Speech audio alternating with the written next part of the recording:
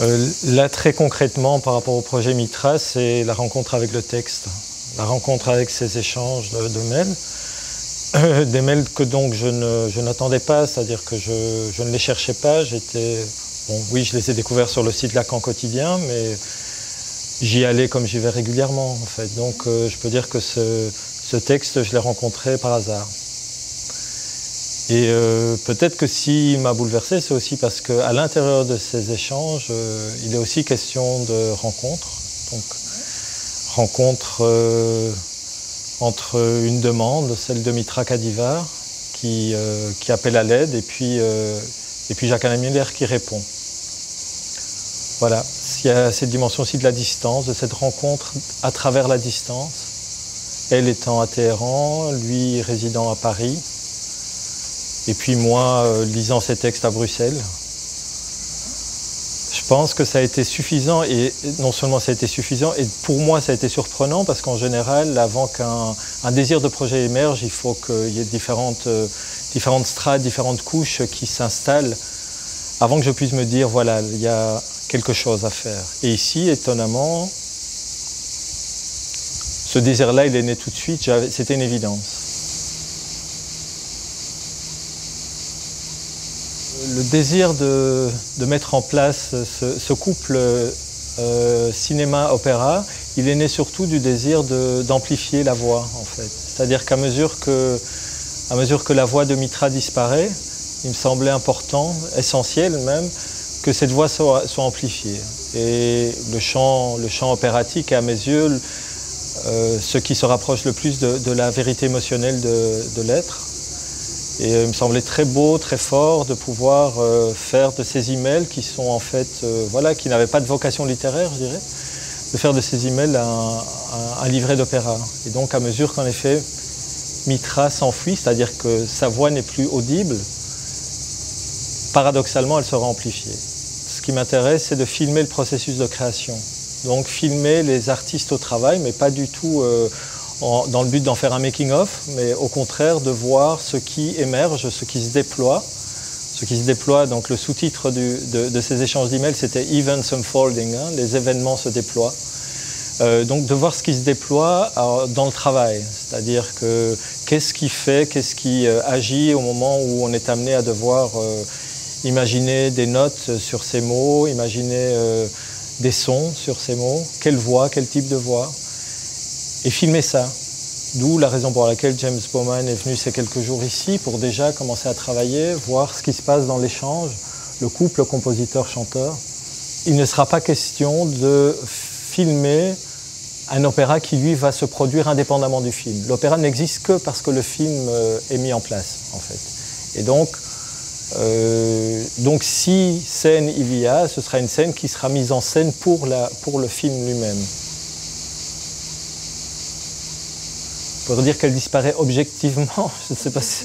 Alors que en fait, non. Je dirais que Mitra par la suite est parlée, dans le sens où en fait on apprend d'elle des choses, mais toujours par le biais, par exemple, de ses étudiants, et aussi par le biais des psychiatres qui donnent des nouvelles.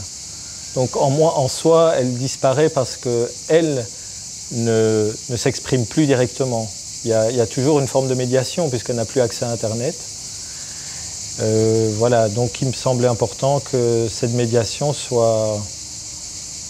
fasse également partie du processus de travail. Et puis il y a cette médiation de la pétition aussi qui est essentielle, c'est-à-dire que sa voix est amplifiée à travers tous ces milliers de clics de personnes qui ont décidé de la soutenir.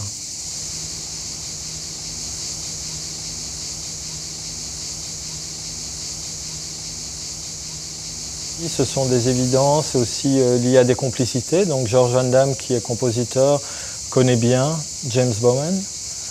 James Bowman qui est donc contre-ténor. J'aimais bien cette idée que ce ne soit pas spécialement une voix attendue immédiatement. J'aime bien ce décalage qu'il peut y avoir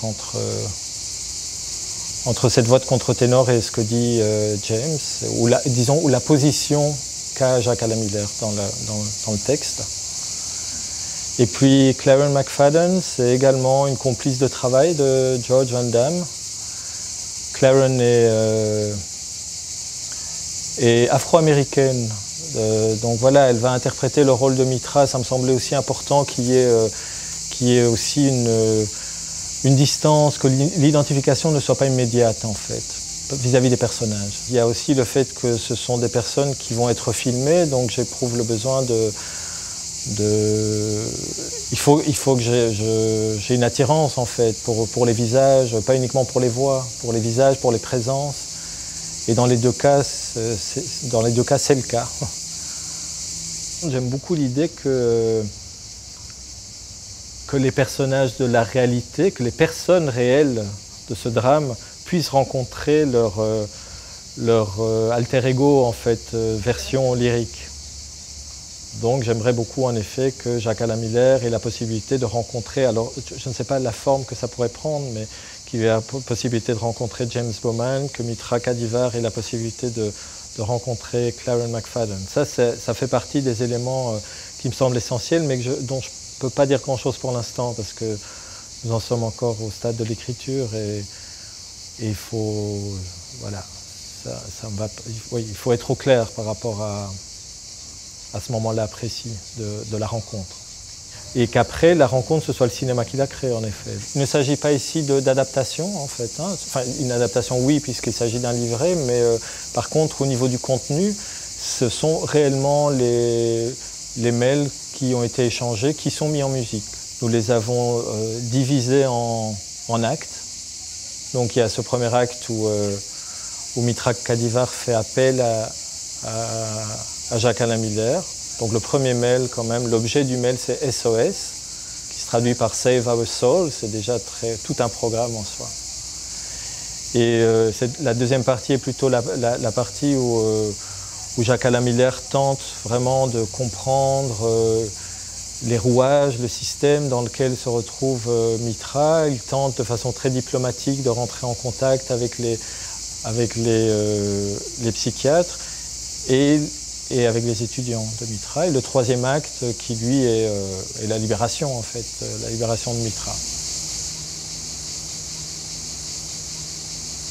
Nous nous sommes rendus compte avec Isabelle que cette voie-là manquait, c'est-à-dire que tout à coup, évidemment, on projette, on fantasme, l'enfermement, c'est quelque chose qui suscite énormément de fantasmes.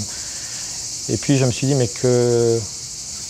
Et elle, à ce moment-là, elle qu'on n'entend pas directement, qu'a-t-elle à dire? Et donc je lui ai proposé d'écrire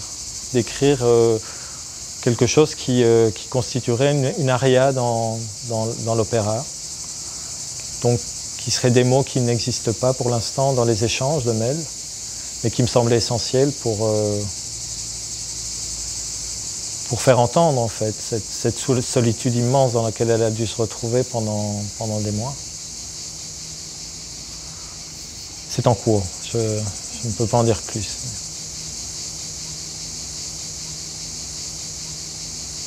Sachez que ce film, il n'existera que pour ces raisons-là, c'est-à-dire pour des raisons de complicité, de solidarité, d'engagement, qui sont à mes yeux au cœur d'ailleurs de ces échanges mails. Je pense que c'est la raison pour laquelle ces mails m'ont bouleversé. Et donc le film se construit comme ça, il se construit par affinité, par amitié. Je connais George depuis 30 ans, c'est un ami extrêmement proche, Isabelle également, donc j'ai l'impression qu'il y a une espèce de mobilisation autour du projet, liée au projet lui-même, mais aussi liée à l'histoire, à notre histoire de cinéastes, de musiciens, de compositeurs, de dramaturges. Et puis j'ai l'impression que voilà, cette solidarité aussi d'une certaine façon se déploie, le fait d'être ici, d'être soutenu par la Fondation Camargo, par Julie Chenot. Il y a quelque chose là qui fait que le film avance. Alors les chœurs, c'est lié au... Bon, il y a cette dimension de l'enfermement qui m'importe. Voilà, je ne sais pas, ça pose question. C'est-à-dire l'enfermement plutôt par rapport à ce qui est soustrait au regard d'une certaine façon. Et qu'est-ce qui se passe là derrière? Est-ce que le cinéma a sa place là derrière? Là où on n'est pas censé voir, là où on n'est pas censé entendre. Pas pour des raisons voyeuristes du tout, mais au contraire, parce que je me dis qu'il y a quelque chose, une forme de souffrance là qu'il est peut-être possible, à travers le cinéma, de partager. Je sais pas. Et donc, dans ce contexte-là, cette dimension d'enfermement, je me suis dit qu'il fallait que la problématique liée à cette question soit travaillée. Donc j'ai décidé d'aller filmer dans un centre de soins psychiatriques, en l'occurrence Montperrin, qui est situé à Aix-en-Provence, et de travailler avec les résidents qui le souhaitent, aux questions soulevées par les échanges de mails. Ce qui m'intéresse, c'est de voir ce qu'il est possible de partager de ça, en fait, avec des gens qui savent de quoi il s'agit, puisqu'ils ont eux-mêmes traversé des périodes d'isolement, parfois volontaires, parfois forcés. Et donc, puisqu'il est question d'opéra, nous sommes dit qu'il était aussi question de chœur, et que donc, pourquoi pas, les étudiants de Mitra pourraient constituer un chœur, et les psychiatres iraniens pourraient également constituer un chœur, et ces chœurs seraient formés de musiciens, de chanteurs professionnels, mais également ils seraient constitués de certains des résidents.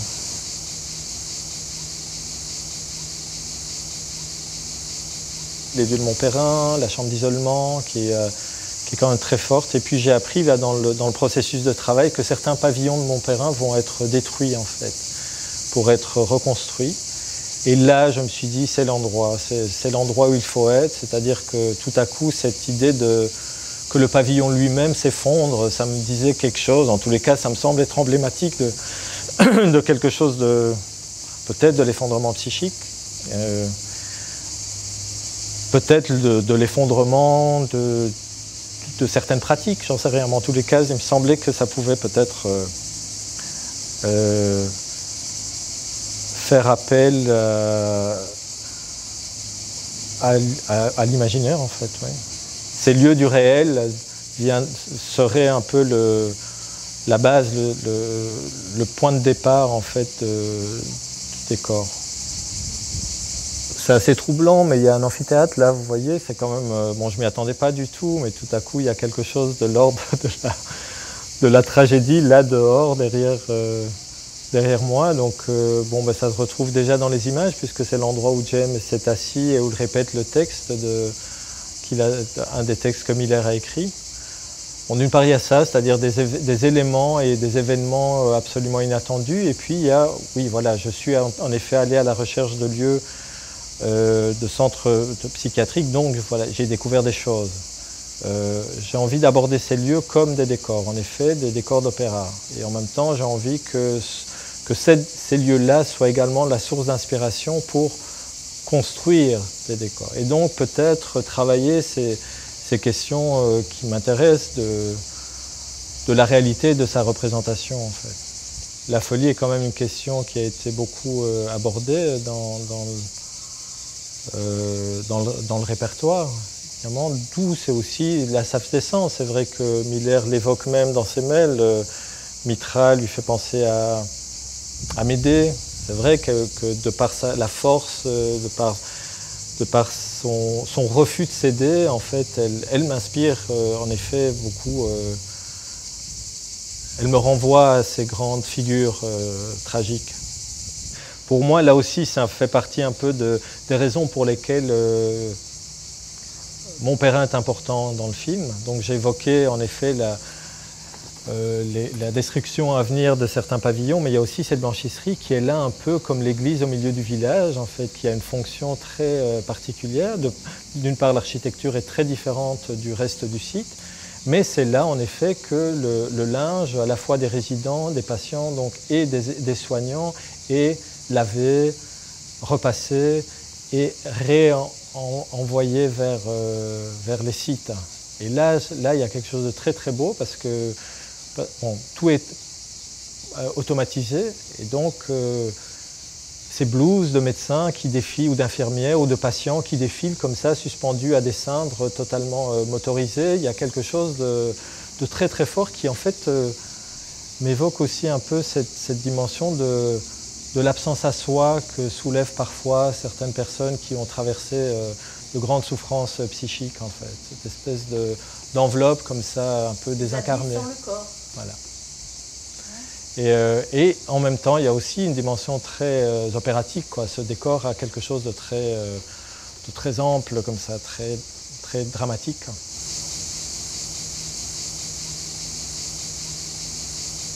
Les premières rencontres ont été très graves, mais graves dans le sens où j'ai senti qu'ils prenaient la chose très au sérieux.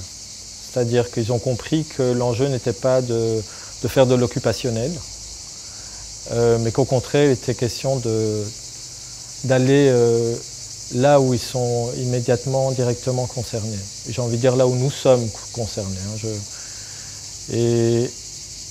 Et donc tout à coup, Mitra est devenu quelqu'un pour eux d'important aussi. C'est-à-dire qu'en effet, ils ont eu des questions immédiates. Certains très directement ont évoqué leur propre expérience de l'enfermement par rapport à ça. Et c'est sur base de ces échanges-là que je pense le film puisera aussi sa force. C'est sur ces sentiments-là que j'ai eus immédiatement, je me suis dit, ils ne sont pas là par hasard. C'est-à-dire, en plus, ils viennent en connaissance de cause, dans le sens où ils ont vu mon film précédent, je leur ai d'abord parlé du projet Mitra, ils ont vu mon film précédent, et ensuite, évidemment, je leur ai laissé la liberté d'accepter ou pas le projet, et donc nous avions fixé un rendez-vous, mais je n'avais aucune idée du nombre de personnes qui seraient présentes. Il aurait été tout à fait possible que personne ne se soit présenté, ce n'a pas été le cas. Donc très clairement, les personnes qui ont décidé de venir sont des gens qui savent à quoi ils s'engagent, en fait, d'une certaine façon. Parce que j'insiste surtout, toujours de toute façon, sur le fait qu'il n'y a pas de dimension thérapeutique dans cette démarche, quoi. C'est avant tout une démarche artistique. J'insiste très fort parce que justement, je ne suis pas thérapeute d'une part, et puis d'autre part, voilà, j'estime que le cinéma, il est possible de se rencontrer à travers le cinéma. Ils étaient une dizaine. Prêt à s'engager. On verra. Maintenant, le travail n'a pas encore vraiment commencé, mais il s'annonce beau, je pense. Entre autres, un des résidents qui me disait que la raison pour laquelle il était attiré, c'était parce que Mitra représentait pour lui le sommet de l'étrangeté et qu'il avait envie d'aller à la rencontre de cette étrangeté. Et puis il m'a dit, mais déjà ce mot Mitra, ça m'intrigue. Et puis lorsque je lui ai dit que Mitra signifiait lumière, eh bien il m'a dit, eh bien, mettons un peu de lumière dans l'obscurité. Mais là, comme ça, de façon extrêmement immédiate, quoi. Je me suis dit, ok, bah, allons-y, hein. Allons-y ensemble.